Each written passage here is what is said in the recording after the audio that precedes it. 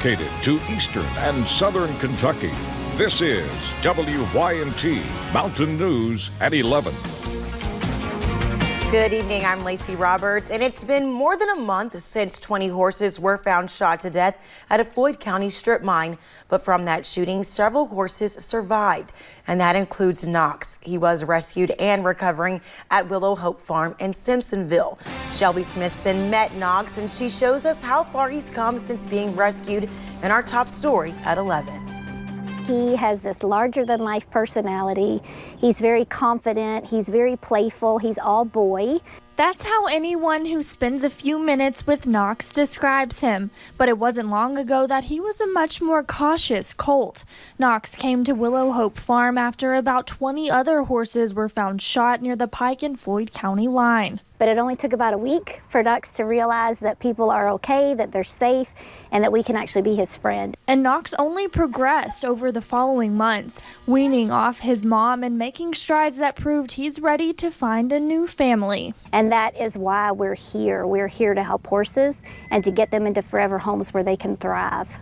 Knox is just one of 3 horses rescued after the shooting, but Hope and Diamond are still several months away from being ready for adoption.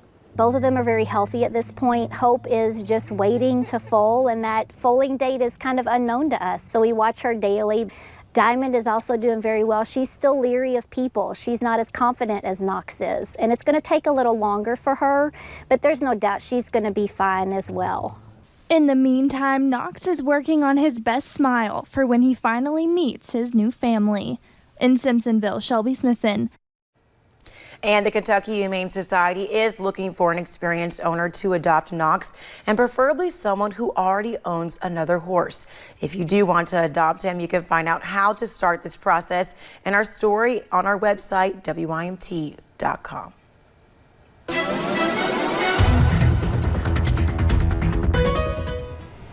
Well, we saw those warm and dry conditions earlier today, and we're continuing to see really nice conditions as we head into tonight. You can see into downtown Whitesburg, those calm conditions there, and they look to be staying dry for now, but we will start to see some rain chances roll in here as we go into those early morning hours on your Tuesday. But conditions look pretty good right now, really just those clouds kind of lingering in our area, but those are going to kind of stay over us overnight. We're going to see those overcast skies even as we head into tomorrow, but temperatures definitely still very, very warm. I mean, you can see us in the mid to lower 50s right now. I mean, all over the mountains. So definitely on the warmer side here for 11:02 at night in February. And we've got those southerly winds to help us out and keep us on the warmer side. And we're going to stay on the warmer side through tomorrow, not really cooling down till we get into Wednesday. But we could see some rain chances as we head into tomorrow, but I'll tell you more about that in just a little bit. Lacey?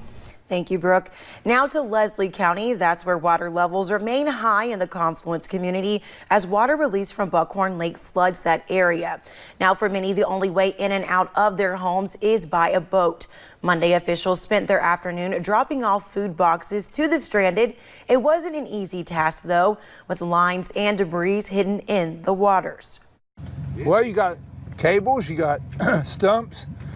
One section there is a swinging bridge. Water levels will hopefully continue to go down this week. Officials will be back out on the water tomorrow. And 2 groups will begin work tomorrow to clean up after the flooding in southeastern Kentucky. Team Rubicon says they will be working with families in Whitley County. Kentucky Baptist Relief says they will be doing work in Bell and Harlan counties as well as in Whitley County. And crews continue to clean up the site where a train derailed in Pike County. Over the weekend, all of the ethanol was removed from tanker cars. Workers also removed the tanker cars themselves. 3 engines are expected to be removed by tomorrow. One woman now has a construction zone right outside her home. It's been stressful. It's really been, and you don't want to complain because you know of the situation, but it's been a mess. Officials say crews should have the engines removed by tomorrow. The roadway is expected to be repaired later this week.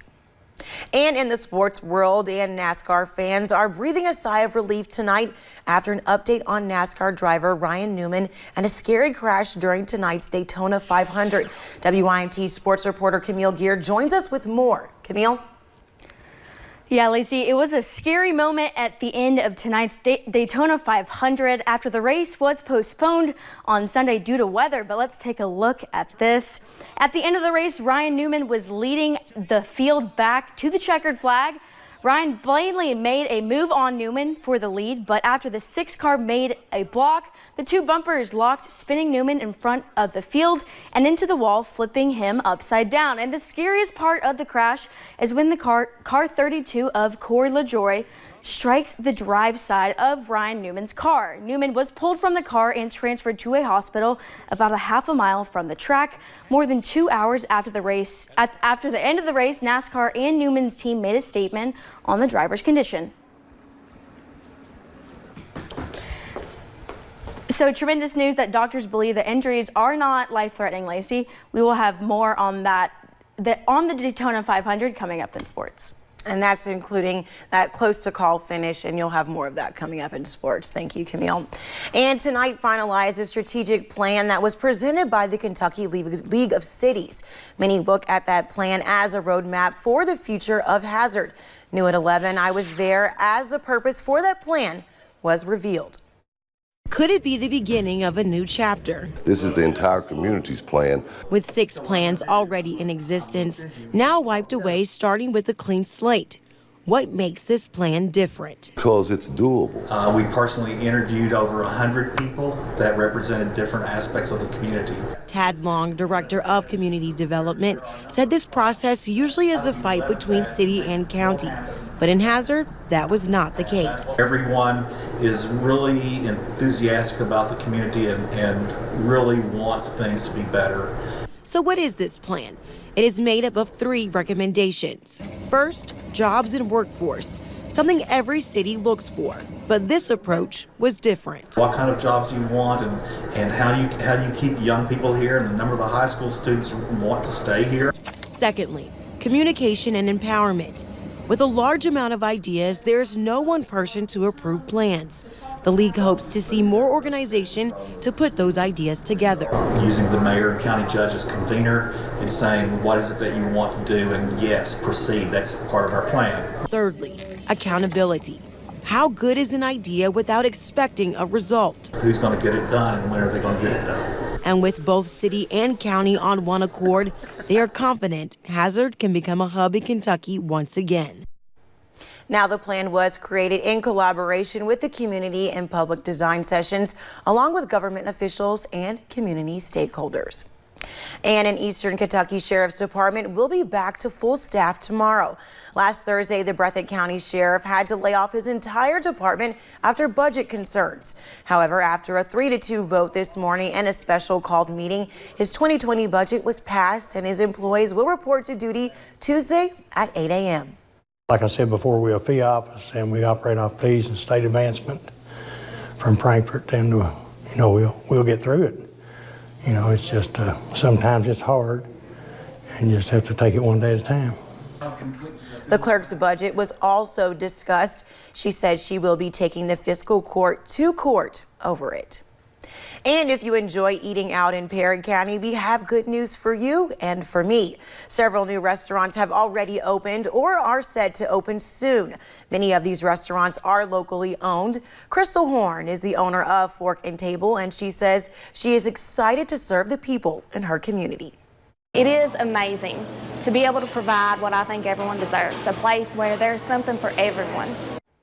We have details about the several new restaurants over on our website, WYMT.com. A photo of a Johnson Central High School wrestler is making waves online. During a match at the Kentucky High School State Tournament during the weekend, Levid Rodriguez noticed something off about his opponent. After officials accessed the wrestler, Rodriguez carried him off the mat. He says Coach Jim Matley has instilled a sense of equal pride in him and his teammates. Even though we are fierce, that we still are humans and still want to help other people. Rodriguez says until that day, he never met the other wrestler. Coach Matley says seeing this act of kindness makes his years of coaching worth it. And coming up at 11 is your driving record crystal clear. No accidents, no tickets. that does not mean you are paying less for car insurance than a person with a DUI. Our national investigative team found certain factors like what you do and if you went to school could be driving up the cost of your insurance. And rain chances increase overnight and into tomorrow, but how long do they stick around? I'll have that answer coming up.